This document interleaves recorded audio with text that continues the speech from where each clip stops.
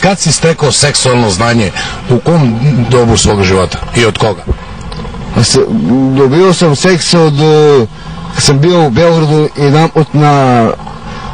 na posao, razumiješ, da radim i nađem neku i kažem koliko košta, rekao ovaj seks da se plati, razumiješ, ima kaže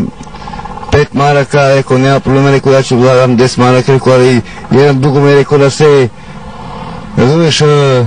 da se ližemo, jedan drugo da se ližemo. I ona kaže, nema problema, kaže kolega, kaže to će bude džabe i mi ostanemo uz viski i zajedno počnemo da se ližemo jedan drugome.